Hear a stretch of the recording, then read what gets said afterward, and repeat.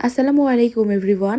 আজ আমি আপনাদের সাথে আমার ডেলিভারি দেওয়া হাফ পাউন্ড ওজনের এই কেকটার পুরো ডিটেলস রেসিপি শেয়ার করব। পারফেক্ট কেক বেস তৈরি থেকে শুরু করে গানাশ কিভাবে তৈরি করবেন, চকলেট ক্রিম তৈরি, কেকটার ডেকোরেশন, কেকটার দাম কত রেখেছিলাম, কিভাবে ডেলিভারি করলাম, A to Z বিশদ আকারে শেয়ার করেছি এই ভিডিওতে।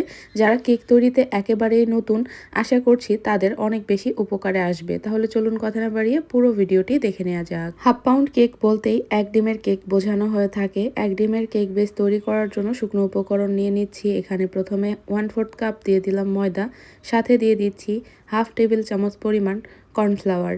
কর্নফ্লাওয়ার না থাকলে স্কিপ করতে পারবেন। আর সাথে দিয়ে দিচ্ছি হাফ টেবিল চামচ পরিমাণ কোকো পাউডার, আর তার সাথে দিয়ে দিচ্ছি 1/4 চা চামচ পরিমাণ বেকিং পাউডার, অর্থাৎ হাফ চা চামচের অর্ধেক পরিমাণ বেকিং পাউডার। এখন এসব কিছু চেলে নিয়ে আমাদেরকে মিশিয়ে নিতে হবে। মিশিয়ে নেওয়া হয়ে গেলে একপাশে সরিয়ে রেখে দিচ্ছি। আর এদিকে একটা শুকনো বাটিতে রুমের স্বাভাবিক তাপমাত্রায় থাকা একটা ডিম ভেঙে নিয়েছি। যেহেতু একটা ডিম, সেজন্য বাটিটা ছোট সাইজের নিতে হবে, তা না হলে ফোম তৈরি করতে অনেক সময় লেগে যায়।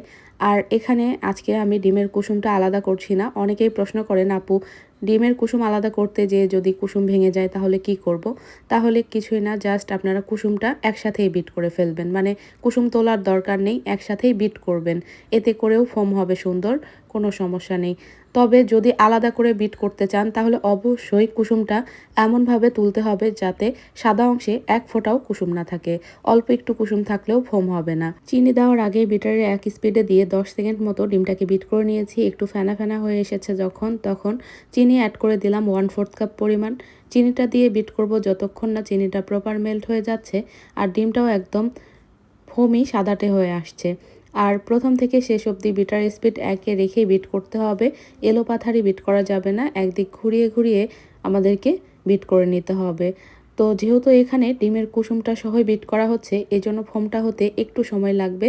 এতে ভয় পাবার কিছু নেই। তবে আপনারা করবেন কি, ছোট সাইজের বাটিগুলো ব্যবহার করার চেষ্টা করবেন, মানে অল্প ডিম হলে, তাহলে দেখবেন যে খুব সহজেই ফোমটা হয়ে যাবে। তো এই ফোমটা প্রপার 8 লেখার মতো বা দাগ টানার মতো ফোম না হলেও চলবে। দেখুন কীরকম ফোম হয়েছে। এরকম হালকা থকথকে টাইপের একটা ফোম আমাদেরকে তৈরি করে নিতে হবে। কোনো ধরনের এয়ার বাবলস থাকা যাবে না। আপনারা হয়তোবা ভিডিও স্ক্রিনে দেখেই বুঝতে পারছেন ফোমটা ঠিক কেমন হয়েছে। এই পর্যায়ে ফ্লেভার অ্যাড করে দিচ্ছি। 1/4 চা চামচ পরিমাণ চকলেট ইমালশন দিলাম। চকলেট ইমালশনটা দিয়ে খুব বেশিক্ষণ বিট করার দরকার নেই। বিটারের স্পিডটা একে রেখেই আবারও বিট করছি 10 থেকে 15 সেকেন্ড মতো। বিট করে নেওয়া হয়ে গেলে বিটারটা অফ করে রেখে দিচ্ছি। এখন যে শুকনো উপকরণটা আমরা চেলে রেখেছিলাম, সেই শুকনো উপকরণটা একবারেই দিয়ে দিব। দিয়ে খুবই আলতো হাতে ফোল্ডিং মেথডে একদিক ঘুরিয়ে ঘুরিয়ে মিশিয়ে নিতে হবে, যেটা আমি আমার প্রতিটা স্পঞ্জ কেকের ভিডিওতেই বলি। এই মিশিয়ে নেওয়ার পার্টটাই খুবই গুরুত্বপূর্ণ। এই একই প্রশ্ন অনেকেই দেখা যায় বারবার করেন যে কেক ফুলতে চায় না বা স্পঞ্জি হয় না। তো তাদেরকে বারবার বলা হয় যে ভিডিওটা মনোযোগ সহকারে দেখবেন। ভিডিও মনোযোগ সহকারে দেখলে আপনাদের এই যে মনের প্রশ্নগুলো আসে সেইটার সমাধান ভিডিওর মাধ্যমেই পেয়ে যাবেন। তো একটু সময় নিয়ে ধৈর্য সহকারে আলতো হাতে ফোল্ড করে করে আমাদেরকে এই ব্যাটারটা তৈরি করে নিতে হবে। তাড়াহুড়ো করা যাবে না। তাড়াহুড়ো করলে ব্যাটারটা একদম বসে যাবে, সেক্ষেত্রে কেকটা শক্ত হবে, বেশি ফুলবে না। আমার এখানে ব্যাটারটা মিশিয়ে নেওয়া হয়ে গেছে প্রায়। লাস্ট পর্যায়ে একটা স্প্যাচুলার সাহায্যে চেক করে নিচ্ছি নিচে কোনো শুকনো উপকরণ দলা পাকিয়ে আছে কিনা। আর স্প্যাচুলাটা দিয়ে কিভাবে চেক করছি আপনারা হয়তোবা দেখে বুঝতে পারছেন। ফোল্ড করে করে আমরা যেরকম কাপড় ভাঁজ করি ঠিক সেভাবে আমরা এই ব্যাটারটাকেও এরকম ভাঁজ করে করে মিশিয়ে নিচ্ছি। তো মিশিয়ে নেওয়া হয়ে গেছে। ওভার মিক্স করা যাবে না, এতে করে ফোমটা বসে যাওয়ার ভয় থাকে। কেকটা আমি 5 ইঞ্চি রাউন্ড মোল্ডে বেক করে নিব। মোল্ডের নিচে শুধুমাত্র একটা বেকিং পেপার দিয়ে দিচ্ছি। মোল্ডের সাইডে কোনোভাবে তেল দিতে যাবেন না, এতে করে সাইড থেকে কেক চুপসে আসবে। তো শুধুমাত্র নিচে বেকিং পেপার দিয়ে সম্পূর্ণ ব্যাটারটুকু ঢেলে দিলাম। এখন হালকা হাতে একটু ট্যাপ করে নিতে হবে, এতে করে ভেতরে যদি এয়ার বাবলস থেকে থাকে তাহলে সেগুলো সুন্দর মতো ভেঙে যাবে আর কেকের ভেতরে কোনো ছিদ্র হবে না। আর কেকটা আমি চুলাতেই বেক করে নিব। এখানে আমি চুলায় যে পাতিলে বেক করব, পাতিলটা আগে থেকেই 5 মিনিট একটু হাই হিটে প্রিহিট করে নিয়েছি। এরপরে পাতিলের ভেতরে একটা স্ট্যান্ড বসিয়ে মোলটা বসিয়ে দিলাম। চুলার আঁচ 900-তে দিয়ে বেক করব মোটামুটি 15 থেকে 20 মিনিট মতো। চুলার তারতম্য ভেদে সময়টা কম বেশি লাগতে পারে। আবার এই যে আমার চুলাতে 300 থেকে 2000 পর্যন্ত তাপ। তো আমি আপনাদেরকে দেখিয়ে দিচ্ছি। এই যে লাস্ট হচ্ছে 300, আর সর্বোচ্চ হচ্ছে 2000। একজনের চুলাতে এক এক রকম সিস্টেম, কারো 50 দিয়ে শুরু, কারো 100 দিয়ে শুরু। তো যার চুলা যেমন সেই হিসেবে আপনারা তাপটা দিয়ে নেবেন। তো সবসময় মাথায় রাখবেন মিডিয়াম আঁচে রেখে আমাদেরকে বেক করতে হবে। আমি 900তে দিয়ে করলাম, যাদের 600 মিডিয়ামে 600তে দিবেন, যাদের 800 মিডিয়ামে 800তে দিবেন। তবে 900-র উপরে দেওয়া যাবে না, তাহলে পুড়ে যাবে। তো এখানে আমি চকলেট গানাশ তৈরি করে নিচ্ছি। 50 গ্রাম নিয়েছি ডার্ক চকলেট আর 50 গ্রাম নিয়েছি মিল্ক চকলেট। মিল্ক চকলেট এবং ডার্ক চকলেট মিলিয়ে মোট 100 গ্রাম চকলেট নেওয়া হয়েছে। আর হুইপড ক্রিম নিয়েছি 50 গ্রাম, মানে চকলেটের অর্ধেক পরিমাণ হুইপড ক্রিম নিয়ে এটাকে গরম পানির পাত্রের উপরে রেখে অনবরত নেড়ে চেড়ে আমাদেরকে এই চকলেট গানাশটা তৈরি করে নিতে হবে। এটা 1:2 রেশিও। এই রেশিওতে গানাশ করলে এই গানাশটা আপনারা কেকের লেয়ারে দিতে পারবেন, ক্রিম তৈরিতে ব্যবহার করতে পারবেন, চকলেট কেকটাকে ড্রিপিং করতে পারবেন। আগের ভিডিওতেও এই গানাশের রেসিপিটি শেয়ার করেছি, এই ভিডিওতেও সেজন্য অ্যাড করে দিলাম। তো এই 100 গ্রাম চকলেটের গানাশ সম্পূর্ণটুকুই লাগবে আমার এই হাফ পাউন্ড কেকটা ডেকোরেশন করতে। তো এটা আসলে ডিজাইনের উপর নির্ভর করে, ডিজাইনের উপর নির্ভর করেই কিন্তু চকলেট গানাশটা ব্যবহার করতে হয়। কখনো দেখা যায় 50 গ্রাম চকলেট দিয়েও কিন্তু হয়ে যায়। তো এটা সম্পূর্ণটাই ডিজাইনের উপর নির্ভর করে, আপনি কি ডিজাইন করতে চাচ্ছেন তার উপরে নির্ভর করবে। তো মোটামুটি 18 মিনিটের মধ্যেই আমার কেকটা প্রপারলি বেক হয়ে গেছে। তো দেখতেই পাচ্ছেন মাশাআল্লাহ কেকটা কত সুন্দরভাবে ফুলেছে। এখন চুলা থেকে নামিয়ে ঢেকে রাখবো ঠান্ডা হওয়ার জন্য। কেকটা ঠান্ডা হতে থাক, এদিকে আমরা ক্রিম তৈরি করে নিচ্ছি। হাফ পাউন্ড একটা কেক ডেকোরেশন করতে হাফ কাপের বেশি কিন্তু ক্রিম লাগে না। হাফ পাউন্ডের কেকগুলো সচরাচর আমি খুব কম অর্ডার নেই, কেননা এগুলো কোনো দিনই আমার হাফ পাউন্ড হয় না, সবসময় দেখা যায় যে 1 পাউন্ডের কাছাকাছিই হয়ে যায়। তো এখানে হাফ কাপ ক্রিমটা জাস্ট বিট করে নিচ্ছি, কোনো কিছুই এখন অ্যাড করছি না, যতক্ষণ না 90% মতো স্টিফ হয়ে আসে। বিটারের স্পিডটা মিডিয়াম টু হাই স্পিডে রেখে বিট করছি। অনেকেই মিডিয়াম টু হাই স্পিড বোঝেন না। মিডিয়াম বলতে আপনার বিটারের 1 থেকে কত পর্যন্ত আছে, ধরুন যে 1 থেকে 5 পর্যন্ত আছে, তাহলে 3 স্পিডটাকে বা 4 স্পিডটাকে মিডিয়াম বলা হয়ে থাকে। আর হাই স্পিড বলতে সর্বোচ্চ যেটা শেষ সেটাকেই হাই স্পিড বলা হয়ে থাকে। তো আমি এভাবে বিট করেছি, দেখুন ক্রিমটা 90% মতো স্টিফ হয়ে এসেছে। 90% বলতে আরও একটুখানি বিট করতে হবে। এরকম পর্যায়ে আপনাদেরকে এখানে চকলেট গানাশ অ্যাড করে দিতে হবে। তো আমি এখানে যে চকলেট গানাশটা রেডি করে রেখেছিলাম সেখান থেকে মোটামুটি 4 ভাগের 3 ভাগ গানাশ দিয়ে দিলাম। এখন এই গানাশটা দিয়ে আবারও বিট করে নিচ্ছি। খুব বেশি বিট করব না, তাহলে শক্ত হয়ে যাবে। একটু নরম নরম করেই বিট করছি, কেননা এই ক্রিমটা যখন আমরা একটু ফ্রিজে রেখে দিব তখন এটা চকলেটের কারণে শক্ত হয়ে যাবে। আর এখানে আমি ট্রপিক্যাল ব্র্যান্ডের হুইপড ক্রিমটা ব্যবহার করেছি। তো আমার এইখানে চকলেট ক্রিমটা একেবারেই রেডি। দেখুন যে ক্রিমটা ঠিক কেমন হয়েছে।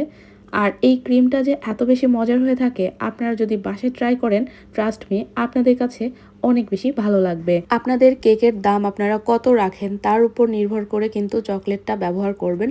তবে আমি এই কেকটার দাম যত রেখেছিলাম তার উপর নির্ভর করে আমি আমার খরচ অনুযায়ী চকলেটটা এখানে ব্যবহার করেছি। আর সেটা বড় কথা না, বড় কথা হচ্ছে কেকের টেস্ট যাতে ভালো হয়, কাস্টমারের ফিডব্যাক যাতে ভালো হয়, সেজন্যই চেষ্টা করি সবসময় বেস্ট দিয়ে কেকটা তৈরি করে দিতে। তো কেকটা ডেকোরেশন করে নিব। ঠান্ডা হয়ে যাওয়ার পরে আমি সরাসরি বোর্ডের উপরে রেখেই কাট করে নিচ্ছি। দেখুন মাশাআল্লাহ ভেতর থেকেও কতটা পারফেক্ট হয়েছে। তো কেকটা যেহেতু 5 ইঞ্চি মোল্ডে আমরা বেক করেছিলাম, এখানে বোর্ড নিয়েছি 7 ইঞ্চি সাইজের, মানে 2 ইঞ্চি বড় সাইজের বোর্ড নিয়েছি। একটু বড় বোর্ড নিলে কেক ডেকোরেশন করতে সুবিধা হয়, আর কেক ডেকোরেশন করার পর দেখতেও ভালো লাগে। তো এখানে প্রতিটা লেয়ারে সুগার সিরাপ এবং ক্রিমটা লাগিয়ে নিচ্ছি। সুগার সিরাপ এখানে আসলে বেশি করেই বানানো ছিল, সেখান থেকে ঠিক যতটুকু লাগে আমি এখানে দিয়ে নিয়েছি। সুগার সিরাপ কিছুই না, জাস্ট পানি চিনি গুলিয়ে নিলেই হবে। তো আমি এখানে অফ স্ক্রিনে কেকটাকে পুরা কাভার করে নিয়েছি, দেখতেই পাচ্ছেন। এখন ফিনিশিং দিয়ে নেওয়ার পালা। আমি ব্রেড নাইফের সাহায্যে সাইডের ফিনিশিংটা দিয়ে নিচ্ছি। ব্রেড নাইফ দিয়ে খুব সুন্দরভাবে সমান ফিনিশিংও দেওয়া যায়, সমান অংশটা দিয়ে, আবার জিগজ্যাগ অংশটা দিয়ে খুব সুন্দর এরকম জিগজ্যাগ ডিজাইনটাও করা যায়। তো আমার এখানে কেকটা ফিনিশিং দিয়ে না কমপ্লিট। এখন আমি করব কি, কেকটাকে একটু 10 মিনিটের জন্য ফ্রিজে রেখে দিব, কেননা সরাসরি এখন যদি গানাশ দিতে যাই তাহলে ভালো মতো সেট করা যাবে না। আর এখানে দেখুন চকলেট গানাশটা ঘন হয়ে গেছে। এখন এটা গরম পানির পাত্রের উপরে রেখে আবারও একটু মেল্ট করে নিব। কিছুই না, জাস্ট একটু ঘন হয়ে গেলে গরম পানির পাত্রের উপরে বাটিটা রেখে দিবেন, দেখবেন যে সুন্দর আবার মেল্ট হয়ে গেছে। তো দেখুন এখানে কি সুন্দরভাবে মেল্ট হয়ে গেছে। তো এটাই আমি ব্যবহার করব কেকটার উপরে। তো কেকটা আমি বেশিক্ষণ ফ্রিজে রাখার সময় পাইনি, মোটামুটি 10 মিনিট পরই বের করে রেখেছি। তবে চকলেট দিয়ে ড্রিপিং করার সময় আপনারা করবেন কি, কেকটাকে মোটামুটি আধা ঘন্টা মতো ফ্রিজে রেখে দিবেন। এরপরে ফ্রিজ থেকে বের করে কেকটার উপরে হালকা কুসুম গরম গানাশ ড্রিপিং করবেন, দেখবেন যে খুব সুন্দর ড্রিপিং করা যাবে। তো আমি এখানে কুসুম গরম গানাশটা দিয়ে দিলাম। দেওয়ার পরে প্যালেট নাইফের সাহায্যে এরকম একটা স্পাইরাল ডিজাইন করছি, আর সাইড দিয়ে কোনোভাবে ড্রিপিং দিচ্ছি না, কারণ কেকটার ডিজাইন এরকমই হবে। এখন এখানে 195 মানে 195 নাম্বার নজেল দিয়ে কয়েকটা ফ্লাওয়ার বানিয়ে নিচ্ছি, খুবই সিম্পল। আসলে এই হাফ পাউন্ডের কেকে বেশি ভারী ডেকোরেশন দেখতেও ভালো লাগে না। তারপরেও কেকটার ওজন আপনারা দেখতেই পারবেন একটু পরেই কত হয়ে গেছিল। মোটামুটি এই কেকটার ওজন 1 পাউন্ডের কাছাকাছি হয়ে গেছিল। তো আমার কেকগুলো না কখনোই মানে হাফ পাউন্ডের কেক অ্যাকুরেট হাফ পাউন্ড হয় না, 225 থেকে 230 গ্রামে কিন্তু হাফ পাউন্ড হয়, সেখানে তার ডাবল হয়ে গেছে। তাহলে বুঝতেই পারছেন কি একটা অবস্থা। তো এতে সমস্যা নেই, আমি সবসময় চেষ্টা করি আমার কেকগুলো কম না হোক, বেশি যেন হয়।